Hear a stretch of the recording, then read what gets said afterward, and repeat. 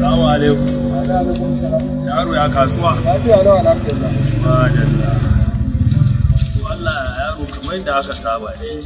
Yau ba a haɗa mu da 80. To ina kudi? An yi cikin da aka saba. Rubuta ake ba? Babu mutum wani ina aka sa. Wannan kayan kasuwa muke karɓo shi kuma ba a ba mu bashi.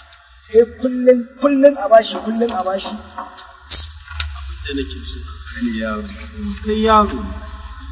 Mun kusa kafa mulki. Mu jar hula. Ana rantsawa zan lale kudin kan ba. Kaga ba ruwan mu da yin jauku ya sai kun kafa mulki karo su kayi a ban bashi da ka bar su uku nake bin ka bashi ka bani akwai magana mai daɗi. Wai me yake faruwa ne magana ne na kullun cin bashi daga mitin sai taro amma kullum a koma baya in ya zo kayan miyan nan sai da kama kai.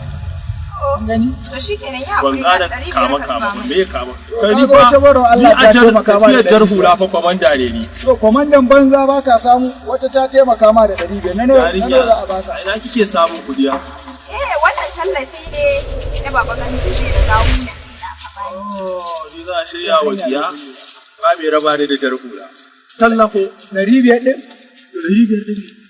wannan ba ta yi min 2000 ba a ungo kai tallafo to ina ruwan talaka da zuciya abinda baka da shi ta baka 500 a wannan lokaci yarinya abinda kika yi min nagode zan je karba saboda mahaifinki mu gani ba ni a ke kawai ka fasa ta fasa kai ka fita daga ido na kaji ka fasa kawai ba zan bada ba sai ya fita tafiyar ba gurin ubanki